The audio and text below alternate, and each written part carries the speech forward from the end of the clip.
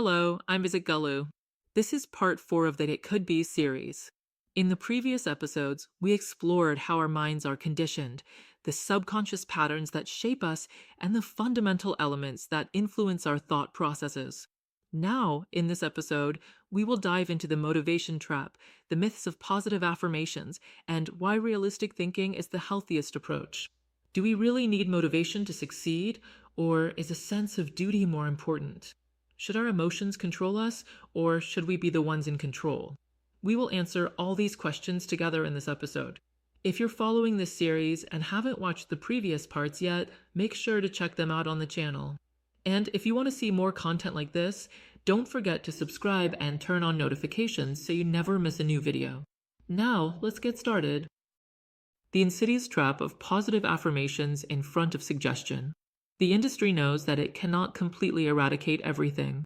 Therefore, it sets up counterfeit practices that resemble the real method but are never truly the same, just as syrup and poison may appear similar. In doing so, it attempts to discredit the genuine method right from the start.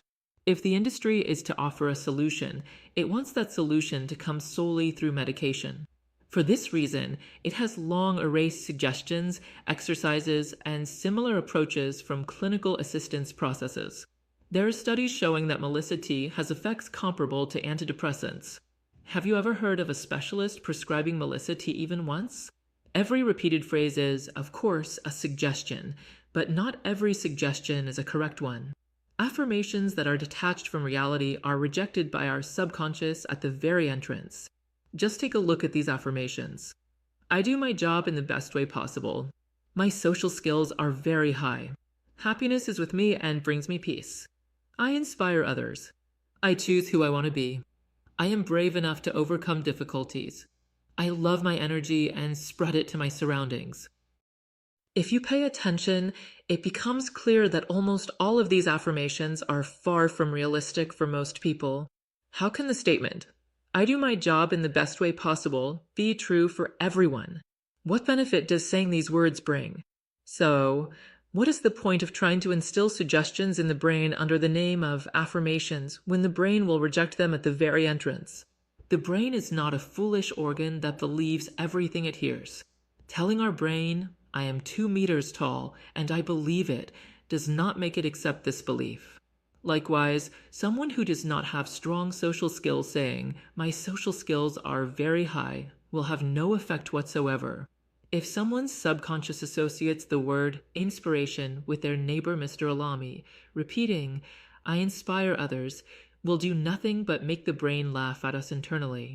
The practice of affirmations under the guise of suggestion actually leaves us without true suggestion. It creates unrealistic expectations, leading to deep illusions and disappointments. It also undermines trust in the power of suggestion itself. Phrases like, if you want it enough, you can do it, or there is a giant inside you, you just need to awaken it, instill unrealistic expectations and create overly sensitive, fragile minds. What does, if you want it, you can do it, even mean? Is wanting something always a prerequisite for doing it? Is wanting or not wanting always within our control?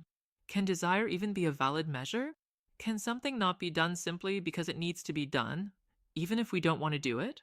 The correct mindset is not, if you really want it, you can do it. Instead, it should be, if you need to do it, you can do it, even if you don't want to. You don't need to want it, just do it. Saying, if you want it, you can do it implies that if you don't want it, it's normal that you can't do it. Furthermore, is wanting something badly really enough to achieve it? Is success solely dependent on our level of desire? Is it completely unrelated to external conditions beyond our control? If wanting something enough were all it took, could everyone buy a mansion by the Bosphorus? Are there enough mansions for everyone who desires one? See how our minds have been polluted with simple cliches, and our subconscious has been programmed with falsehoods. As a result, we now have masses of people who overvalue their emotions and get stuck in them even during the most critical moments. The motivation trap. Motivational trainings, books, sessions, and seminars. Motivation is defined as having the appropriate emotional state believed to be necessary for performing a task. But how realistic is it to link a result to an ideal emotional state? Can a person always be in the right emotional state? Can an unsuitable emotional state always be adjusted to the desired level simply by wanting it and trying hard enough? Is our emotional state something we can increase or decrease at will? If a soldier loses his commander, thus losing morale and motivation, must he also lose all his performance? Even if his motivation level drops or disappears, can he not continue to perform his duty with the same sense of responsibility? How realistic is it to entrust essential tasks and responsibilities to an emotional state, a form of motivation, that is not always within our control? In reality, relying on morale and motivation is like placing your capital in the hands of a cat. You cannot rely on emotions alone. Sometimes you don't need the right emotional state, yet your motivation is high. Other times you don't need motivation at all, but your motivation remains elevated. What we truly need is not motivation-centered thinking, but a mindset built on duty consciousness, one that produces action and believes in the necessity of tasks regardless of motivation. Otherwise, an army whose commander has fallen will experience a drop in motivation, and if it has been conditioned to believe that performance is impossible without sufficient motivation, that entire army can be easily taken hostage. If you don't allow it, your motivation level will never dictate how and when you act. Emotions do not derive their power from their nature, but from the exaggerated and mistaken meanings assigned to them. The trust perception trap. Most people have the perception that nothing works without trust. Many people also perceive the feeling of trust within themselves as the only measure of whether they can trust someone else. There is a belief such as, if I trust a person, that person must be trustworthy. Because of this, much emphasis is placed on whether to trust someone or not. Phrases like, I can't trust, are often heard, implying that if trust were established, everything would be solved. However, just because we trust someone doesn't necessarily mean that the person is trustworthy. What we call trust is an internal emotional state, whereas trustworthiness is an external fact about the other person. Perception is not always the same as reality, and often, the two do not overlap. Trusting doesn't automatically make the other person trustworthy. Sometimes, our organism generates a sense of distrust to protect us. That's why, after a bad relationship, we might find it difficult to trust anyone for a while. However, this is entirely a defense response. It is often seen as a pathology. I have a trust problem, and people may attend therapy sessions for months. Imagine someone from a village crossing the street in a city. They act nervously and cautiously. To an outsider, this behavior may seem problematic. However, this is a protective behavior. The person doesn't have the same experience crossing the street as we do. If they acted as confidently as we do, they could end up in an accident. Knowing this well, the brain prompts them to act cautiously, making them more vigilant. From the outside, this could be interpreted differently, and people might think there is an issue. The fundamental mistake we make in most situations is similar to the one in this example. Is it really a problem? A problem for whom? A problem according to what? And why is it a problem? The conscience perception trap. If you ask anyone, they will say that conscience is the most reliable inner voice, the court within us. People are often advised, before you do anything, consult your conscience. And there are complaints like, don't you have a conscience? However, just like many of our perceptions in different areas, our perception of conscience is also flawed. Conscience is not always the voice of truth or the inner court. When we make a mistake for the first time, this court punishes us, but when we commit the same mistake 20 or 30 times, it no longer speaks up. Weren't we always told that conscience never errs and that we should listen to it? If a mistake or wrong is committed 20 or 30 times, does it suddenly become right, and that's why conscience stops punishing us? As seen, our perception of conscience is highly biased. Repeating a mistake a certain number of times becomes a form of suggestion. You see, suggestion can even mute the voice of our conscience. The truth is, conscience is one of the most powerful structures within us, yet suggestion can even transform it. This powerful tool of suggestion, which can override even our conscience, has been forgotten by us. The ones who slyly steal my model and turn it into something else are removing suggestion from the process. Of course, when suggestion is involved, People feel they can fix themselves at home. They don't need to go to the office or attend therapy sessions. The false perception trap of self-confidence. Every conceptual and erroneous information trap is like a web that pulls us into a swamp. The issue of self-confidence is one of these. Statements like, "My self-confidence is low, and I can't do it, I can't succeed," create a faulty communication pattern with our soul, which is self-defeating and reinforces the lowering of self-confidence. The brain looks at this message and attempts to protect us by creating a mood that aligns with our resources, reducing our self-confidence. This means, since you are inadequate, let me reduce your self-confidence so that you won't attempt things you can't succeed at. Instead of correcting the flawed language, there is an effort to increase self-confidence. This is because a lack of self-confidence is considered a problem. However, there is no absolute measure of too little or too much self-confidence.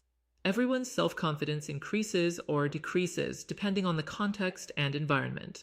Additionally, self-confidence is a feeling. When the task-oriented action awareness I constantly emphasize develops, what does it matter whether the feeling is low or high? Can low self-confidence necessarily result in actions that lack confidence? There are many people with low self-confidence who still perform confident actions. So why is the entire blame placed on the lack of self-confidence? In this way, people are thrown into a relentless inner battle with their emotions, and the pressure on them increases. By the way, why is there not a single correct perception in this area? My belief has decreased perception trap. Many people, when mentally and emotionally exhausted, say, "My belief has decreased." However, what has decreased is just a feeling inside us. The reduction of our inner belief, hope, does not actually mean that something has decreased. Most people, by looking at this inner belief or its decrease, make conclusions. If they have belief, everything exists. If their belief decreases, they think everything is lost or over. Another reason that psychologically traps us is this faulty belief perception. The cost of measuring emotions and feelings as a standard is very high. The faulty perception behind many people's decisions to take their own lives stems from this mistake, and nearly all of these faulty perceptions are produced and nurtured by the sector. Can I do it? Faulty perception trap. At times, people perceive even simple tasks as if they are as difficult and impossible as threading a needle with a thread thrown from 2 meters away. This shows us that things that seem difficult to us are not necessarily difficult. They just appear that way. The major factor in this is the mental and emotional exhaustion we experience during the process. Even when belief decreases, you can still recover. You can still do things without having trust. These are emotions, and most of the time, they have no connection to reality. When people learn not to see their emotions as a tool for motivation and not to be bogged down by their feelings, they can accomplish everything they need to do, as long as they are convinced that they must do it. Remember, if one person has done something, you can do it too. When I encounter a problem, I first ask myself, has one person ever done this before? If the answer is yes, I think, then I can do this too. And I immediately get to work. I don't look at the scarcity or abundance of my inner desire, nor at my level of motivation. When it comes to action and producing work, I never use my emotions as a measure. Emotions are like the fire in a stove. If you don't sit by the fire, it won't interfere with the food in the kitchen. And with that, we've completed part 4 of It Could Be. In this episode, we discussed how concepts such as trust perception, conscience, self-confidence, belief, motivation, and others can be misleading and full of traps. Remember, these perceptions can be much more productive when approached with the right perspective and awareness. If you'd like to explore these topics in more depth, don't forget to check out our previous videos. I'm Izit Gulu, and I'll see you in the next video. Take care and keep exploring. Also, make sure to subscribe to the channel and turn on notifications so you won't miss any of the other episodes of It Could Be.